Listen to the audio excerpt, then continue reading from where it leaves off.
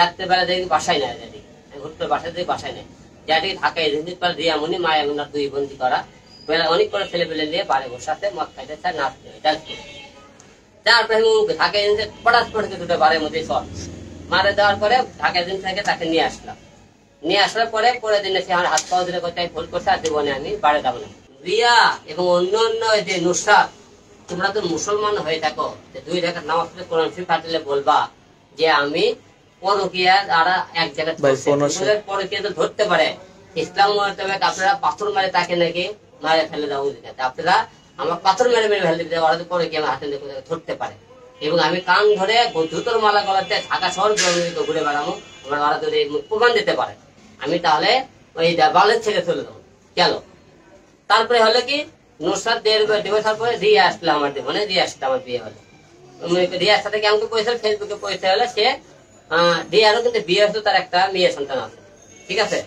সে বারে ডান্স করে, বারে রিয়ামণি মায়ামণি তার দুইজন বারে ডান্স করে, বারে ডান্স করে বিভিন্ন বারে থাকে। তার সাথে আমার ফেসবুকে যোগাযোগ, যে আমার স্টেজ প্রোগ্রামে করাতে কিছু লোক লাগবে, সে ভালো নাচ করতে পারে, তো আসে যোগাযোগ আমাকে স্টেজ প্রোগ্রাম করে, কিছু প্রোগ্রাম করতে করতে আসলে ভালো সম্পর্ক হয়ে তার সাথে আমার বিয়ে হয়। বিয়ে হওয়ার পরে সে মানে বিভিন্ন রাতে মনে করেন লোকের সাথে TikTok video reel video shooting করতে চায়। আমি মানা করলাম না শুটিং করে, তার সাথে কিন্তু ক্যাসাল কন্ট্যাক্ট করে। পরে ক্যাসাল কন্ট্যাক্ট করে একদিন মাছ দিলাম, সে বললে আর করবো না, মাছ ফেল গেলাম। তারপরে কিছুদিন পরে সে আবার মনে করেন দেখি ক্যাসাল হলো, ক্যাসাল করলে সে করছে কি একজন করলে ভাই রিয়ামণিতে ভাড়ে আইছে না, যে আমি দেখি ঢাকা এজেন্সি রাত্রেবেলা দেখি বাসায় নেয়, ঘুরতে বাসায় দেখি বাসায় নেয়, যেটি ঢাকা এজেন্সির পর রিয়ামণি মায়ামুনার দুই বন্দি করা বেলা অনেক করে ছেলে পেলে নিয়ে বাড়ি বসে আছে, মদ খাইতে চায়, নাচতে ডান্স করে। তারপরে ঢাকা এজেন্সি পটাশ করে দুটো বাড়ির মধ্যে সব মারে দেওয়ার পরে ঢাকা এজেন্সি থেকে তাকে নিয়ে আসলাম। নিয়ে আসার পরে পরের দিনে সে আমার হাত পাওয়া দিলে কোথায় ভুল করছে, আর জীবনে আমি বাড়ি যাবো না, আমি তখন কোরআন শিখছি। পরে ওরে আমি কোরআন শিখ থেকে বলাইছি যে আমি বাড়ি যাবি না, মদ থেকে প্রয়োজন কাজটা সেখানে আদান করবি না, সেখানে কোরআনও অবমাননা করবি। করার পরে কিছুদিন পরে আমার বাবাটা অসুস্থ হয়ে পড়লো। আপনার অসুস্থ হওয়ার পরে আমরা হসপিটালে বাবাকে নিউরোসিন হসপিটালে ভর্তি করলাম। রিয়ামণি কি বলছে, আমি তো আমার ওনার বাবার সেবা করছি, পাশে দেখছেন আপনারা। সে বগুড়া যখন হসপিটালে আমার বাবা ছিল, সে যেদিন বাসা থাকবে সেদিন কিন্তু হসপিটাল সেদিন যায়, একদিন বগুড়া হসপিটালে সেখান থেকে রায় আসছিল। তারপরে ঢাকাতে আমি নিয়ে আসার পরে ঢাকা 2 দিন না 3 দিন গেছে। ঢাকাতে আমার বাবা যখন আইসিতে ছিল, সে সেই টাইমে করছে কি বিভিন্ন ছেলের সাথে আবারও নাচ গান শুরু করলো। ওই করতে এই গানগুলো আমার আগেকার। আপনার আমার বাবা মারা গেছে 15 তারিখে, 15, 11, 12, 13, 14 এই তারিখগুলো আপনার তাদের ফেসবুক পেজে এবং যে ছেলের সাথে গান করে সেইগুলো তারিখগুলো ফলো করবেন, সে কয় তারিখে গানগুলো করেছে। একটা লোকের মধ্যে মনে করে মনুষ্যত্ববোধ থাকতো যে তার পরিবার, তার বাবা, তার মা, তার ভাই বোন ফ্যামিলি, কোন একটা ব্যক্তি আমার বাবাকে কোন দেখতে পারে।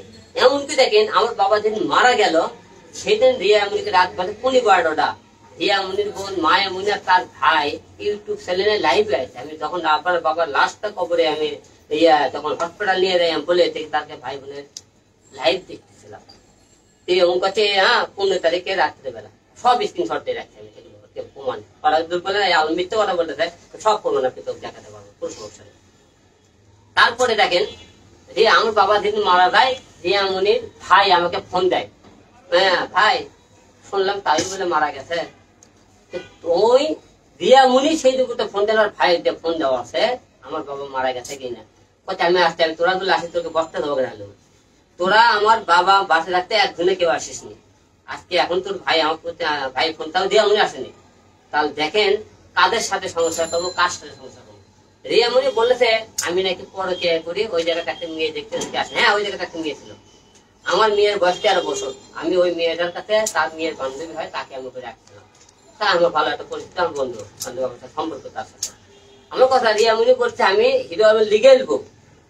সে যদি লিগেল বউ হয়ে থাকে, লিগেল বউ আমার জন্য পরকীয়া একটা কোন মেয়ে দেখে, তুই পরকীয়া মেয়ের সাথে তুই বলি না কেন, ওই পরকীয়া মেয়েকে তুই গিয়ে দেখা, আমার স্বামীর কাছে তুই কেন, তুই একটা বেঁচে দিস, তাকে বেঁচে দিলে কেন? তার মানে পরকীয়া ধরতে পারেনি। পরকীয়া বলতে কি বোঝান, সে আমাকে ওই মেয়ে সকলে বেডে ধরছে, কোন জায়গায় ঘরে ধরছে, না কোন জায়গায় কোনদিন ধরতে পারে, কোন রেস্টুরেন্টে ধরছে, সেটা ধরতে পারেনি। ওই জায়গাতে আমার বাপ মৃত্যুকালে আমার 100 যখন বাবা মনে করেন রক্ত লাগবে, বিভিন্ন ফেসবুকে এসে বিভিন্ন ছেলে মেয়ে আমার বাবার কাছে রক্ত দিয়ে গেছে। যে মেয়েরা রক্ত দিয়ে গেছে তারা কেউ গার্লফ্রেন্ড ছিল না পরে কে করতেছে সেই জন্য রক্ত দিয়ে গেছে। ভাই ওটি আমার বাবা মরতেছিল, দিন রাত 24 ঘন্টা থাকা লাগে। তুমি আর আমি রাতে দিনে থাকতাম অথবা রাত্রে থাকতাম, আমার মেয়ে আর ওই মেয়ে রাত্রে থাকতাম 24 ঘন্টা করে 12 ঘন্টা করে কিন্তু আমি তো ওর পেশ করে থাকতে পারতাম। তুমি তো সে কাজ করে নি, তুই বলতে পরকীয়া করতে। পরকীয়া করলে তাহলে তুমি বউ থাকতে আমি পরকীয়া কি ভেবে করলাম? তুমি যে 24 ঘন্টা হসপিটালে থাকতা তারপরে গেলে হসপিটাল করতে কি পরকীয়া করা যায়? আর করছে আমি ওই মেয়ে দেখে ওই জায়গায় যাই, তুই কেন দেবি না? তুই তো আমার বউ, তোর উদ্দেশ্য ছিল আলম ওই জায়গা ওই মেয়েকে আমার বাবার সেবা করুক, এই শান্তি আমি বাড়ে নাচ দান করে বিভিন্ন ছেলেদের নাচ দান করি, ভিডিও বানাই। আর মূল টার্গেটটা ছিল এটা। বলেন না, আপনি বলেন। আপনি যে বললেন যে রিয়ামনির ঢাকায় সেই তালাক দেবো, আসলে তালাকের ব্যাপারটা কতটুকু অগ্রসর হয়েছে বা কেমন কি? তালাকের বিষয়টা আজকে মনে করেন সংযুক্তমূলক কাগজ হতে পারে অথবা কালকে মনে করেন দিনের মধ্যে সে কাগজ পেয়ে যাবে। আসলে রিয়ামনি কিন্তু দাবি করেছে যে আপনার সাথে তার কাবিনের 10 লাখ টাকা কাবিন হয়েছে। তো অনেকে বলছে যদি হিরো আলম রিয়ামনিকে ছেড়ে যায় তখন 10 লাখ টাকা দিতে হবে। তো আপনার কাবিন নেওয়া কত ছিল যদি আপনি একটু বলতেন। আমার কথা এমন যেহেতু বলতে 10 লাখ টাকা কাবিল ছিল, আমি যখন আপনি কাবিল বুঝছেন যখন তাকে তালাক দেবো তখন আপনার নিজেরা দেখতে পাবেন যে কত টাকা ছিল। এটাও মিথ্যে কথা বলছে।